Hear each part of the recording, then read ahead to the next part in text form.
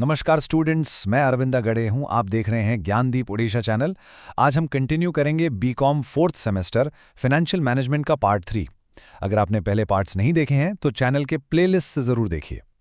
इस पार्ट में हम दो बहुत इंपॉर्टेंट कॉन्सेप्ट्स कवर करने जा रहे हैं, टाइम वैल्यू ऑफ मनी और रिस्क एंड रिटर्न एनालिसिस। चलिए शुरू करते हैं। ऑलराइट, सो हमारा पहला टॉपिक है टाइम वैल्यू ऑफ मनी। आप इसे शॉर्ट में TVM भी कह सकते हैं। और हाँ, नोट कर लीजिए, ये फाइनेंशियल मैनेजमेंट का एक बहुत ही फंडामेंटल मतलब एकदम बेसिक कॉन्सेप्ट है। ओके, चलिए इसका मीनिंग समझते हैं। पहली लाइन पर ध्यान दीजिए। Time value of money means that money available today is more valuable then the same amount of money available in the future. इसका सीधा सा मतलब क्या हुआ? ये कि जो पैसा आपके पास आज है ना, उसकी कीमत फ्यूचर में मिलने वाले सेम अमाउंट ऑफ मनी से कहीं ज्यादा है। बिल्कुल सिंपल शब्दों में समझें तो जैसा इस बॉक्स में लिखा है, 1 rupee today is greater than 1 rupee tomorrow. मतलब आज का 1 रुपया कल के 1 रुपये से बड़ा है। सिंपल। अब इसका डेफिनेशन देख लेते हैं जो आप एग्जाम्स में लिख सकते हैं। Time value of money refers to the fact that the value of money changes with time. इसका मतलब है कि जैसे जैसे वक्त बदलता है, पैसे की वैल्यू भी बदलती रहती है। तो अब सवाल ये उठता है, ऐसा होता क्यों है? आखिर आज का पैसा कल के पैसे से बेटर क्यों है? इसके पीछे 4 मेन रीजंस हैं। और हाँ, ये एग्जाम के पॉइंट ऑफ व्यू से बहुत इंपॉर्टेंट है, सो ध्यान से सुनिए। चलिए एक एक करके समझते हैं। पहला पॉइंट देखिए, अर्निंग कैपेसिटी। इसमें क्या लिखा है? Money invested today can earn interest. मतलब अगर आपके पास आज पैसा है तो आप उसे कहीं इन्वेस्ट कर सकते हो, राइट? और उस पर इंटरेस्ट यानी ब्याज कमा सकते हो। जबकि जो पैसा फ्यूचर में मिलेगा, future money can not earn interest until received. जब तक वो आपके हाथ में नहीं आ जाता, आप उससे कुछ भी कमा नहीं सकते। सिंपल। अब दूसरा पॉइंट, इन्फ्लेशन। देखिए, purchasing power of money decreases over time. इसका सीधा मतलब है महंगाई। जैसे जैसे महंगाई बढ़ती है, आपके पैसे की जो खरीदने की ताकत है यानी परचेजिंग पावर, वो कम हो जाती है। तीसरा रीजन है रिस्क एंड अनसर्टेनिटी। सोचो, future cash flows are uncertain. Future में पैसा मिलेगा भी या नहीं, इसकी कोई गारंटी नहीं है, उसमें एक रिस्क जुड़ा हुआ है। लेकिन प्रेजेंट मनी इज सर्टन। जो पैसा आज आपके हाथ में है वो तो पक्का है, राइट? और चौथा और आखिरी रीजन, प्रेफरेंस फॉर लिक्विडिटी। देखिए, people prefer present money due to emergencies and flexibility. लोग हमेशा आज पैसा लेना पसंद करते हैं क्योंकि अचानक कोई इमरजेंसी आ सकती है और उसके लिए फ्लेक्सिबिलिटी चाहिए। ऑलराइट, चलिए आगे बढ़ते हैं और अब देखते हैं कि टाइम वैल्यू ऑफ मनी के मेन कॉन्सेप्ट्स क्या हैं और इसकी इंपॉर्टेंस यानी इसका महत्व क्या है। ओके, तो इसका पहला कॉन्सेप्ट है प्रेजेंट वैल्यू, जिसे हम शॉर्ट में PV भी कहते हैं। इसका डेफिनेशन देखिए। Present value is the current value of a future amount of money discounted at a given rate of interest. इसका मतलब क्या हुआ? इसका मतलब है कि फ्यूचर में जो पैसा मिलने वाला है उसकी आज की डेट में क्या वैल्यू है। ये बेसिकली इस सवाल का जवाब देता है कि how much is future money worth today. Example से समझिए। If 1,000 rupees is receivable after 1 year at 10% interest, its present value will be less than 1,000 rupees. Simple. और हाँ, एक चीज याद रखिए, इस प्रोसेस को जब हम फ्यूचर वैल्यू से प्रेजेंट वैल्यू निकालते हैं उसे हम डिस्काउंटिंग कहते हैं। अब आते हैं दूसरे कंसेप्ट पर, जो है फ्यूचर वैल्यू यानी FV। ये आप कह सकते हैं प्रेजेंट वैल्यू का ऑपोजिट है। देखिए, future value is the value of present money at a future date after earning interest. मतलब आपके पास जो पैसा आज है उसकी फ्यूचर में इंटरेस्ट जुड़ने के बाद क्या वैल्यू बनेगी, ये सवाल का जवाब देता है। How much will today's money grow in the future. Example बिल्कुल क्लियर है। 1,000 rupees invested today at 10% will become 1,100 rupees after 1 year. अगर आप आज 1,000 रुपये 10% इंटरेस्ट पर इन्वेस्ट करते हैं तो 1 साल बाद वो 1,100 हो जाएंगे और इस प्रोसेस को हम कंपाउंडिंग कहते हैं। याद रखिए, PV में था डिस्काउंटिंग, FV में है कंपाउंडिंग। ओके, अब देखते हैं importance of time value of money. ये इतना इंपॉर्टेंट क्यों है? पहला पॉइंट है कैपिटल बजटिंग डिसीजंस। मतलब जब कंपनी बड़े बड़े प्रोजेक्ट्स में पैसा लगाने का सोचती है तो TVM यूज होता है। दूसरा, इन्वेस्टमेंट डिसीजंस। ये इन्वेस्टर्स को हेल्प करता है ये डिसाइड करने में कि कौन सा इन्वेस्टमेंट ज्यादा फायदेमंद है। फिर है फाइनेंसिंग डिसीजंस। एक कंपनी को पैसा कहां से रेज करना चाहिए, इसके लिए कॉस्ट ऑफ कैपिटल निकालने में यह हेल्प करता है। चौथा, valuation of shares and bonds.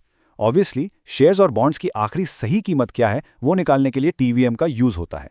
और पांचवा पॉइंट, वेल्थ मैक्सिमाइजेशन। लंबे टाइम में कंपनी की वैल्यू बढ़ाने के लिए TVM जरूरी है। अब देखिए इसका एप्लीकेशन, मतलब इसे यूज कहाँ कहाँ करते हैं। पहला, कैपिटल बजटिंग, दूसरा लोन रीपेमेंट डिसीजंस, तीसरा रिटायरमेंट प्लानिंग और चौथा valuation of securities. You see, ये सब इंटरकनेक्टेड है। चलिए इस पूरे कॉन्सेप्ट को एक बहुत ही सिंपल एग्जाम्पल से समझते हैं। मान लीजिए आपके पास दो ऑप्शंस हैं। ऑप्शन ए, आपको 1000 रुपए आज मिलेंगे। ऑप्शन बी, आपको 1000 रुपए 1 साल बाद मिलेंगे। अब आप बताइए, एक समझदार इंसान यानी एक रैशनल पर्सन क्या चुनेगा? ऑफ कोर्स हमेशा ऑप्शन ए ही चुनेगा। पर क्यों? इसके दो मेन कारण हैं। पहला, इट कैन अर्न इंटरेस्ट, वो उन 1000 रुपयों को इन्वेस्ट करके ब्याज कमा सकता है। और दूसरा, it has higher purchasing power, महंगाई की वजह से आज 1000 रुपए से आप जो खरीद सकते हैं 1 साल बाद उतना नहीं खरीद पाएंगे। सो कंक्लूजन में आप क्या लिख सकते हैं?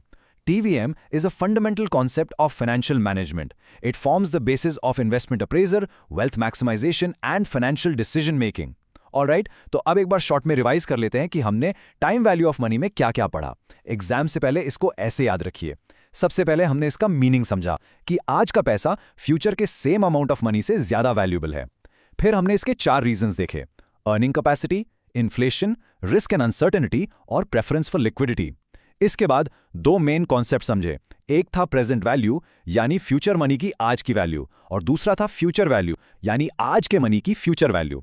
और आखिर में हमने इसकी इंपॉर्टेंस और अलग अलग एप्लीकेशंस को देखा। क्लियर है? ओके, चलिए अब हम अपने दूसरे टॉपिक पर चलते हैं, जो है रिस्क एंड रिटर्न एनालिसिस। ये भी फाइनेंशियल मैनेजमेंट का एक बहुत ही क्रूशल, बहुत ही इंपॉर्टेंट कॉन्सेप्ट है। सबसे पहले रिस्क का मतलब समझते हैं। रिस्क आखिर है क्या? देखिए, the probability of getting loss in future और the possibility of deviation between actual return and expected return. इसका मतलब है कि या तो फ्यूचर में लॉस होने की संभावना है, या फिर आपने जितना रिटर्न सोचा था एक्चुअल रिटर्न उससे कम या ज्यादा हो सकता है। बिल्कुल सिंपल शब्दों में, risk means uncertainty of returns. जब रिटर्न सर्टेन ना हो, पक्के ना हो, तो वहां रिस्क होता है। अब देखते हैं मीनिंग ऑफ रिटर्न। रिटर्न का मतलब सिंपल है, गेन फ्रॉम एन इन्वेस्टमेंट। आपने जो पैसा इन्वेस्ट किया उस पर जो आपको फायदा हुआ वही रिटर्न है। ये 3 तरह का हो सकता है, या तो ब्याज यानी इंटरेस्ट, या लाभांश यानी डिविडेंड, या फिर कैपिटल गेन। तो फिर रिस्क रिटर्न एनालिसिस क्या है? ये studies the relationship between risk and expected return. मतलब ये रिस्क और रिटर्न के बीच के रिश्ते को, इनके रिलेशनशिप को स्टडी करता है। और इसका एक बेसिक प्रिंसिपल है जो आपको हमेशा याद रखना है। जैसा कि आप इस डायग्राम में देख सकते हैं, higher risk leads to higher return. यानी आप जितना ज्यादा रिस्क लेंगे उतना ही ज्यादा रिटर्न मिलने की संभावना बढ़ जाती है। और इसका ठीक उल्टा, lower risk leads to lower return. जितना कम रिस्क उतना ही कम रिटर्न। ऑलराइट, चलिए अब आगे बढ़ते हैं और देखते हैं कि रिस्क कितने तरह के होते हैं जिनको एक फाइनेंस मैनेजर को हमेशा ध्यान में रखना पड़ता है। सबसे पहला है बिजनेस रिस्क। ये रिस्क क्यों पैदा होता है? Arises due to changes in demand, competition, technology. मान लीजिए मार्केट में आपके प्रोडक्ट की डिमांड बदल गई या कोई नया कॉम्पिटिटर आ गया, तो ये बिजनेस रिस्क है। दूसरा है फाइनेंशियल रिस्क। ये होता है due to the use of debt in the capital structure. जब कोई कंपनी लोन या डेट लेती है तो उस पर इंटरेस्ट चुकाने का प्रेशर बढ़ जाता है। इसलिए higher debt leads to higher financial risk. Simple. और तीसरा है मार्केट रिस्क। ये due to change in market conditions होता है। इसका सबसे कॉमन एग्जांपल क्या है? Fluctuation in share prices. Share market ऊपर नीचे होता रहता है, राइट? ओके, चौथा रिस्क है इन्फ्लेशन रिस्क। ये है risk of reduction in purchasing power, जो कि कॉज्ड बाय राइजिंग प्राइसेस से होता है। मतलब महंगाई बढ़ने से आपके इन्वेस्टमेंट रिटर्न की जो रियल वैल्यू है वो कम हो जाती है। और पांचवा है इंटरेस्ट रेट रिस्क। ये होता है due to change in interest rates. जब मार्केट में इंटरेस्ट रेट्स बदलते हैं तो इसका सीधा असर आपके बॉन्ड प्राइसेस एंड इन्वेस्टमेंट्स पर पड़ता है। इसको ना चलिए कुछ रियल वर्ल्ड एग्जाम्पल से कंपेयर करके देखते हैं। पहला कंपैरिजन देखिए, बैंक डिपॉजिट्स वर्सेस शेयर्स। अब बैंक फिक्स डिपॉजिट्स में लो रिस्क होता है, इसलिए वहां लो रिटर्न मिलता है, आपका पैसा सेफ रहता है। वहीं दूसरी तरफ एक्विटी शेयर्स में हायर रिस्क होता है, इसलिए वहां हाई रिटर्न मिलने की पॉसिबिलिटी भी काफी ज्यादा होती है। अब दूसरा कंपैरिजन देखते हैं, government bonds versus corporate shares.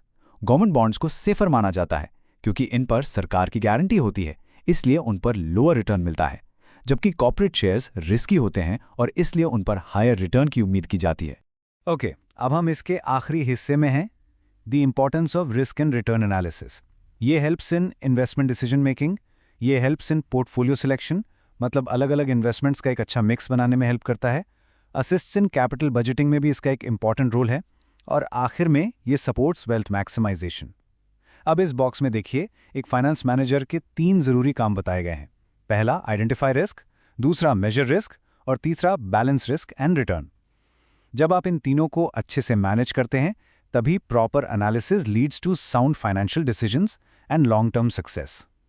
तो चलिए इस टॉपिक को भी एक बार शॉर्ट में रिवाइज कर लेते हैं। हमने रिस्क एंड रिटर्न एनालिसिस में सबसे पहले रिस्क का मीनिंग समझा, जो कि है अनसर्टेनिटी ऑफ रिटर्न्स, और रिटर्न का मतलब है गेन फ्रॉम एन इन्वेस्टमेंट। फिर हमने उनका बेसिक प्रिंसिपल देखा। क्या था? Higher risk higher return, lower risk lower return, simple. इसके बाद हमने 5 तरह के रिस्क पढ़े: बिजनेस, फाइनेंशियल, मार्केट, इन्फ्लेशन और इंटरेस्ट रेट रिस्क।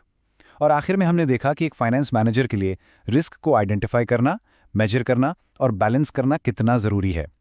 आज हमने इस पार्ट में टॉपिक्स पढ़े। अगर वीडियो पसंद आए तो लाइक करिए, ज्ञानदीप ओडिशा चैनल को सब्सक्राइब करिए। धन्यवाद स्टूडेंट्स।